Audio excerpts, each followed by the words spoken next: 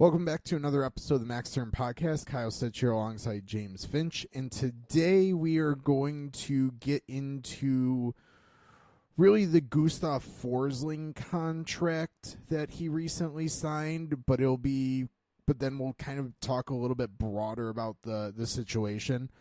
In short, we were really wrong on Forsling on the surface. But basically this episode, it's not to defend how wrong we were, but to, I think, put it more into context why we might not have been as wrong. So I guess we're kind of defending ourselves in a sense, but we'll get into it. We'll explain what we mean. So we appreciate you listening, subscribing. Max Term Podcast pretty much on all major podcast platforms. Content posted on X, formerly Twitter, at AFP Analytics.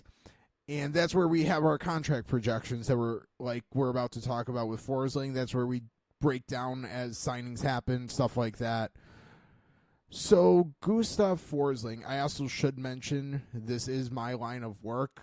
Athlete tax is my line of work. I've done appearance on Expected by Whom podcast in the past, talking about athlete taxation. We've done an episode on it.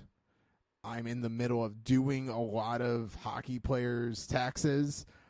So I should mention here, I know what I'm talking about, but I also will speak as specific but as general as I can without giving away the goods of what we do and why we're good at what we do in our tax business, AFP tax. So that's one of so there might be some things that can you elaborate and maybe not. So questions, I welcome them on X, tweet at AFP Analytics or myself, try and answer them, but there might be also reasons that I can't talk about certain things too. I think the main thing to remember is when Kyle talks in this episode, he's qualified with what he's talking about. So yeah, I'm probably, it's not to say you're flawless with the tax information, but it's somewhat saying, like, if you're going to listen to someone about this, it would be listen to Kyle. I am probably one of the top 5 most knowledgeable people in the U.S. on this topic. There you go. Maybe top 10. All right, so there's a general idea that certain teams may benefit from really just not having a state income tax. There are people who like to say that that's not true and it doesn't matter. It definitely can matter. I don't want to say it always matters because it doesn't always matter, but it's a factor. Along the lines, nice weather is a factor. How good a team is, the team's history, whether a player has a family and his kids are in school somewhere and he wants to be near there. Those aren't always factors, but they sometimes are. Tax advantage, same thing. So the reason Forsling is interesting is he signed or re-signed with the Florida Panthers, who play, obviously, in Florida, a no state income tax. Kyle mentioned we were a bit off on our projection. So I want to lay out our projection was a 7-year deal, about $7.34 million. Forsling ended up signing an 8-year extension, $5.75 million. So that's a bit different. It's about $1.6 million difference per year. And he actually did get an extra year. So looking at this from a tax perspective, and this is really where Kyle's expertise came into play, looking at what Forsling would net over the entire contract was about $27.68 million. Now, what we wanted to do was, let's look at if he were to sign a contract, our projected contract, with a middle-of-the-pack tax situation, middle-of-the-pack team from a tax perspective. So we selected Detroit. So this isn't any like rumor about Detroit and Forsling or anything. This is very random. It's just Detroit is a middle-of-the-road tax situation. So if Forsling signs 7 years, $7.34 million, our projected contract, his total net would be $27,750,000. So $27.75 million. So again, that is our projected contract with a middle of the road team. And then his net was $27.68 million. So that's a difference of $70,000. $70,000. So almost nothing. So I guess I'll wrap this with, we can't for sure say that no state income tax was a huge factor here, but we can pretty comfortably say that Florida benefits from it. And I think this Forsling contract is a pretty decent example of such advantage. So our projection, let's get broader picture here. What we try to capture is the market value. Yep. And the market value is based on contracts that have been signed. So it would be probably too much work to go update our entire contract database to a neutral tax situation. Although I do have a nice nifty little app that's if you want to subscribe, afptax.com, you can figure out how to subscribe. Cheap plug for myself. It's pretty nifty. It allowed James to run the basically projection in the situation in a matter of minutes. So we're using contracts that have been signed, and those have not been adjusted for tax. So we're looking at gross contract value, so that's the number you see. When you talk about net contract values, that's basically what the player's putting in their bank account. There's, as we've already laid out, there's plenty of reasons a player signs. A lot of players just get comfortable in a situation and don't want to move. And Forsling happens to be in Florida on a good team and has been there for a long time. Again, you laid out everything. It makes sense. But when we're trying to capture the market value, we're not necessarily factoring in something like this. So again, I don't want to say that we were right, because our gross value, what matters for the team really, that's what's on their books, that's their cap hit, we were way off. Yep.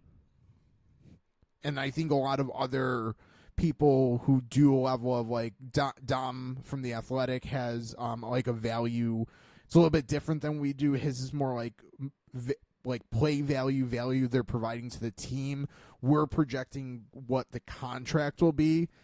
If it's a nuanced difference, but there is a difference. But his value was higher than our contract value for Forsling. I think he was over 9. Like, Forsling provides over $9 million of value, which is not a surprise by any means. So no.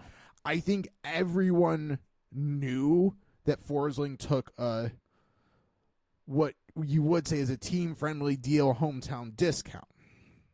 And originally we were kind of, I think you were scoffing a little more at the idea of, state tax, hold on, let's, there's no way that the tax situation makes this close. The reality is the two big factors: no state income tax. So basically, I'll get taxi real quickly to explain the process a little bit. So the Florida Panthers play in the state of Florida, which imposes no state income tax. That does not mean the players pay no tax. If you live in the U.S., you live in Canada, you pay federal tax to the government.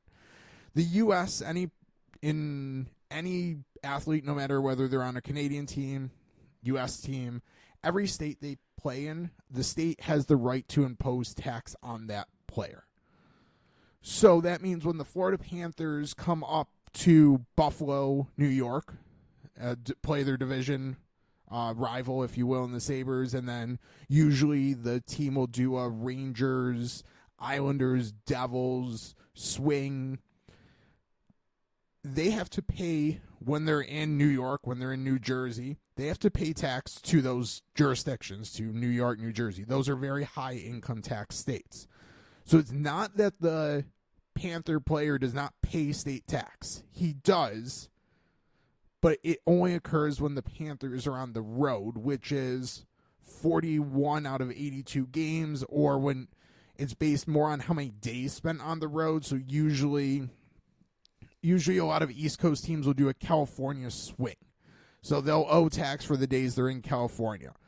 If you look at the schedule, and I have to do this all the time, if you look at the schedule, most East Coast teams playing their California swing will spend exactly 5 days in California. Usually they'll play LA and Anaheim back-to-back, and then San Jose with a day in between, 5 days. In most situations, sometimes there'll be a 6, kind of 1 day off between all those teams. But it's like clockwork. So every single East Coast team, basically every calendar year, spends 5 days in California. Almost guarantee. So they get hit with tax then. So when Florida goes on their California trip, they pay 6 out of however many total days they play over the course of the season. If they don't make the playoffs, it's usually around 200, a little bit over 200. So that percentage of their salary they pay tax on in California. So they pay some tax, but it's just not a lot. Contrast that with, we use Detroit because I'm trying to think of a state and or city combination. So I was trying to think of just a state situation, and most states, the highest are either 5% or really high in like the New Yorks, like closing in on 10%. I had said, look at Chicago was my first gut reaction. You're like, well, Chicago provides a slightly better. You were looking at the numbers in front of you. You said they were like 9th best situation, I think it was. Yeah. So then I went to Detroit. So basically the way the calculator works is it assumes the player is living in Michigan and living in the city of Detroit, which also imposes an income tax. So combined, we were using around a 7.5% rate. 6.75. Sorry, around a 6.75% rate. I apologize for anyone fact checking me. So that's basically the new quote unquote neutral rate we're using. That means that there are about 15 teams, including Canada, including a lot of the Canadian teams, that would have worse situations. So Forsling might have needed to sign for more to take home the same amount. And then there were about 14 teams that would have provided more beneficial situations, so Forsling could have taken less. Florida provides one of the best tax situations in the league. So them being able to take advantage of that and leverage the situation, I don't like the term hometown discount for them. I like they're using their inherent advantages to their advantage, basically. So, market value-wise, Forsling, we were off. But at the same point, he kind of got he will end up with almost the same money that we projected him to get. So, in a sense, we were correct. So, I think a broader question here is, at some point, should our projections be not tax? Should basically they be scaled to be tax neutral? That's a great question. I would wonder about having both. Potentially. Because we could, once we have the one, we could. That's something to think about, I think, for the future. Because it's an interesting thing, and it's a little unique to look at it from this perspective. The reason I ask that question is I think so. Okay, I've been in this for now about 10 years. I've been involved in some way or another. I just got involved really young. I'm really not that old. I've been aware of this for a while. But I feel like it's becoming a lot more widely accepted over the past couple years. And if you're listening and you are you understand tax, You might know there was a U.S. government change in 2017 to the tax law that went into effect 2018 that basically limited itemized deductions. I'll just leave it at that. So that change in 2017 basically widened the gap between teams in tax-free states and teams in bad tax situations. It widened the gap. It always existed, but the gap grew. Right now, the law is set to change back. So all politics aside, the law is set to change back at in 2025. There's what's called a sunset provision, meaning if Congress does not act and extend law and basically extend the law, it will go back to the way it was. Again, all U.S. politics aside, there's a chance that happens. There's a chance it doesn't happen. It would change, again, the dynamic of how professional teams operate. But I feel like, I get just tangent myself there. I feel like the idea of the tax situation, though, is a lot more talked about in the last few years than it ever has been. I think part of that is even just the discussion around contracts in general and how teams are using or allocating their cap space. There's a lot more just overall discussion about it, and it pops up as a possible reason for a certain deal being the way it is.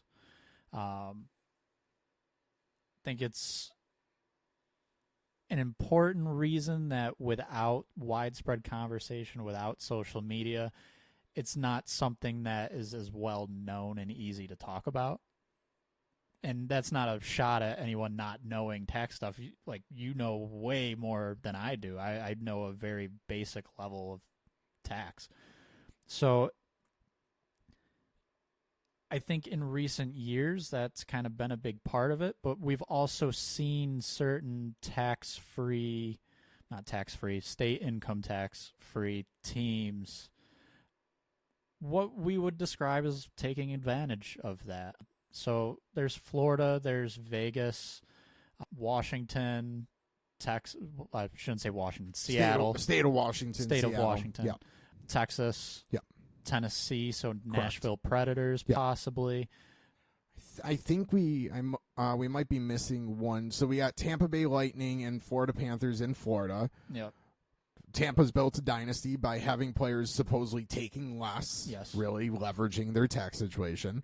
We have the Dallas Stars, who have remained competitive for a long time. I mean, I'm sure the tax situation has helped, but there's other reasons that they've been very good. There is Vegas, who has absolutely leveraged their tax situation. And I can tell you firsthand, so won't do too much inside information, but I can tell you firsthand, Vegas is aware that they have a good tax situation. Yes. Vegas, the team knows that. The team quantifies that. The team sells that to players. I can tell you that. I can't tell you which player I know it about, but I can tell you it.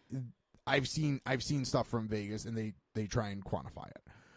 Seattle Kraken, newer to the league, so Seattle's probably an interesting case study in that they might not have a bunch of the other factors that we talked about, like the nice. I mean, I love Seattle. It's one of my favorite cities. But the weather is not always nice there. Their team does not have sustained success. So it's not the end all be all. And look, it's taken the Florida Panthers a little while to get here as well. And then Nashville's been developed into a really tremendous hockey market. And I think there's other reasons that Nashville's developed because I think a lot of players want to live there and play there as well. Yeah, and some of these teams, you can point to some deals, and this isn't inside knowledge at all, but speculation. You look at like a Ryan O'Reilly deal in Nashville where he's in the $4 million and probably could have gotten a little bit higher. We would have thought. Very recently, Seattle. Jordan Eberle. Yes. He just signed. That was one that was a little lower than we thought, and even if we were expecting to possibly miss, it was a little lower. So not saying it definitely impacted that, but it's very possible it did.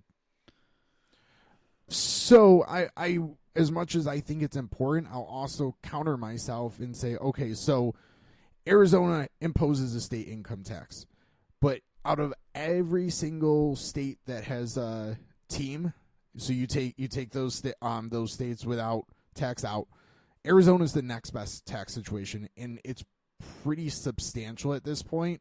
Arizona's tax rate 2.5%, which is very, very low. There's no like city or county taxes that you get subject to.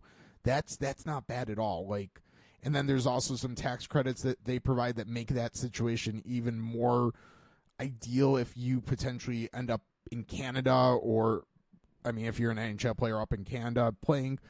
Arizona's not bad tax wise, but you don't see players flocking there because they don't have the other things in place. Yeah.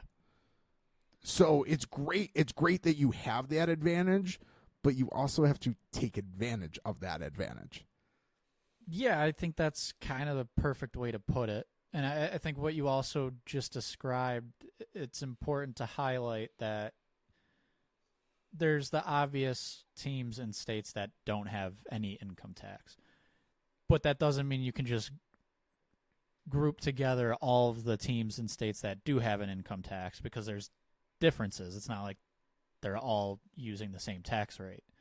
So one's with better, so in Arizona in comparison to a LA Kings in one of the worst. Yeah, there's, even though there's state income tax for all the players on those teams, it's a very different situation still. Yeah, no player is going to like choose Arizona over the Kings to save 10% in tax. It's just not going to happen. If all else is equal, like all else is equal, there's like the factor of playing in Arizona is just, it's not going to happen because of the situation in the NHL right now. Yeah, and I think really looking at all of the factors of all things equal is kind of how, I mean, not every player is going to do this, but it's the same if all things were equal and then you're looking at the weather. Well, maybe a player likes the weather better in Tampa Bay than in Seattle. So it's again, it isn't the reason. I wouldn't describe it as the reason, but it certainly can be a reason. Exactly. I think one of it's the fact that it is, if you are in the U.S. or Canada, you are probably working on getting your taxes prepared. So me being someone who does that, I'm not staying up quite as much on the news as everything. So I'm not. James has been running the social media a little bit more, but I did see one reply to one of the tweets about to when we laid out this Forsling. Someone had said, well, this is why they put no movement clauses in their contracts so they can stay in these favorable tax situations. That's valid, but also if you've been living somewhere long enough and you get basically temporarily reassigned, that does not mean you're automatically being basically thrown completely into that unfavorable tax situation. So like there's tax strategies and planning and stuff like that can, again, if you play games in California, you pay tax for each game you play in California. So if you're a member of the LA Kings, you're paying tax for every game in California, regardless if you live in California or don't live in California. So that's not great. But there are strategies and methods, especially if you've been living somewhere long enough where you can keep basically residence in Florida. It's very doable. So yes, no movement clauses help. But at the same point, getting a long-term deal to basically stay in Florida as Forsling's doing, even if he were to be traded towards the end of his contract, that's not going to like dramatically kill his tax situation. Yeah, so the thing there with Forsling specifically, I think he does have a no move for the first 6 years, turns into, I believe, a 16-team no trade the last two. But part of that response was also kind of referencing, well, if a player doesn't have a trade clause or a no move clause, then they could just get moved halfway through the deal and it's going to change things. So why look at the tax situation?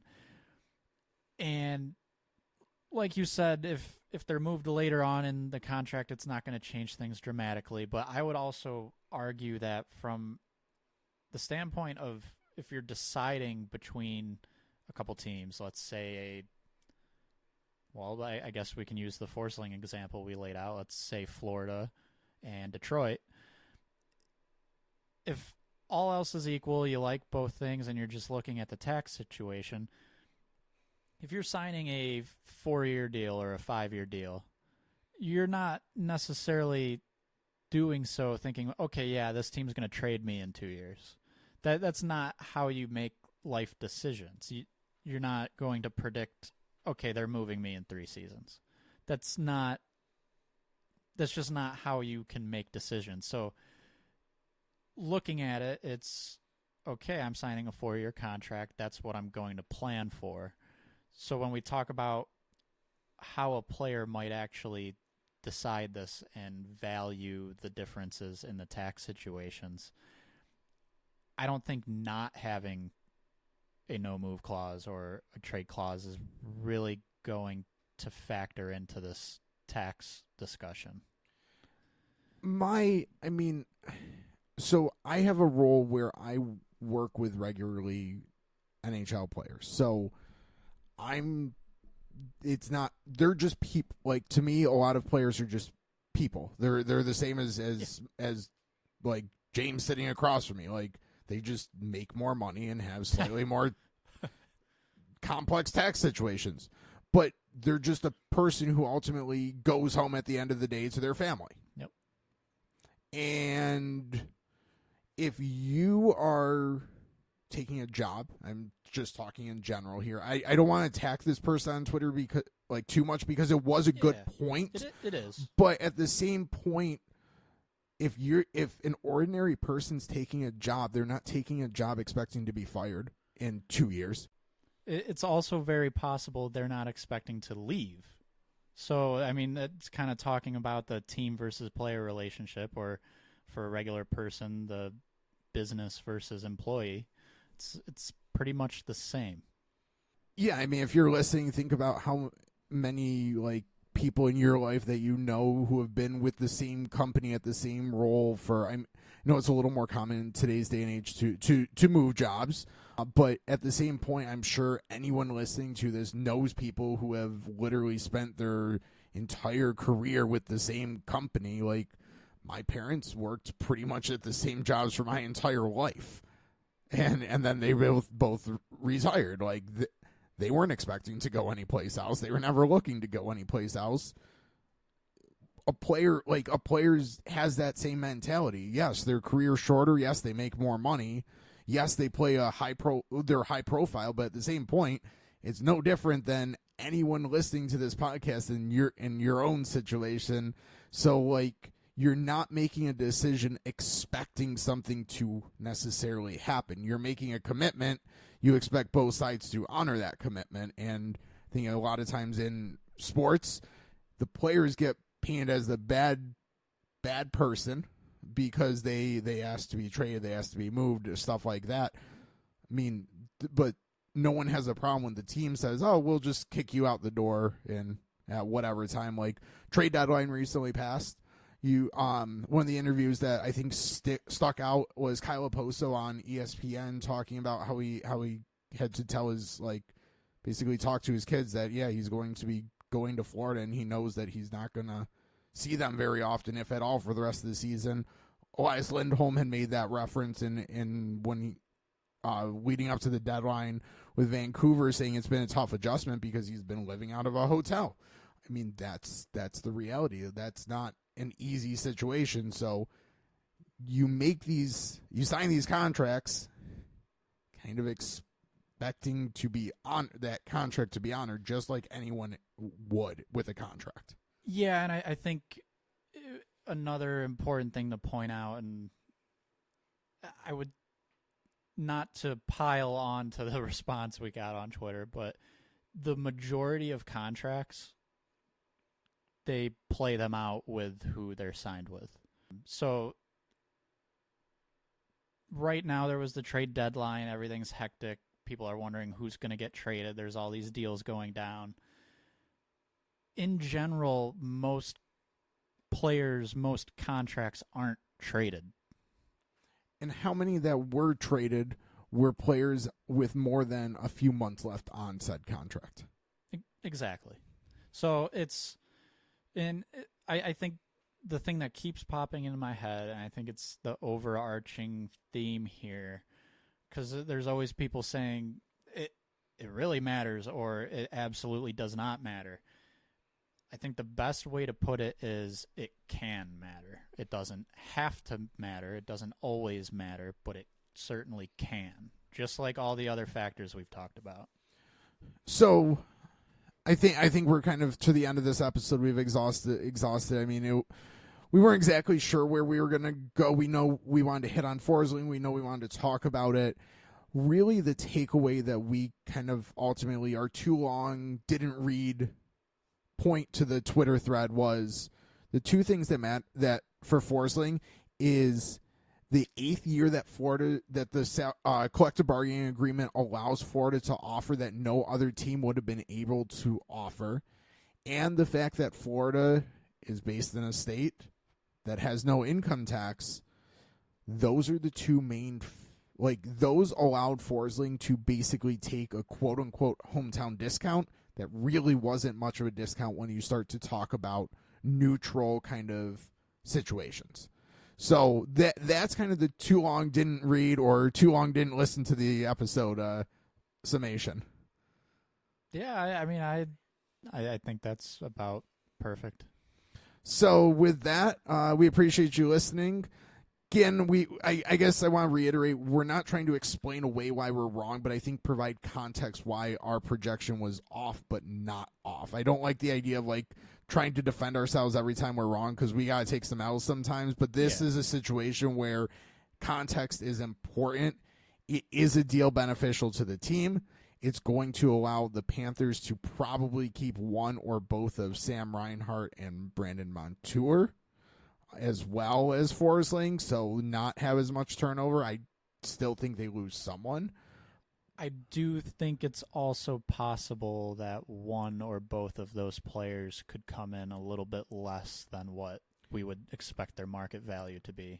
Exactly. So if a Montour came in like a $7 million, that would be very much in line with our market value projection. If a Reinhart came in at like an $8.5 million, again, even nine, that would be very much in line with our market value projection when you're talking a neutral situation. So we don't know what's going to happen.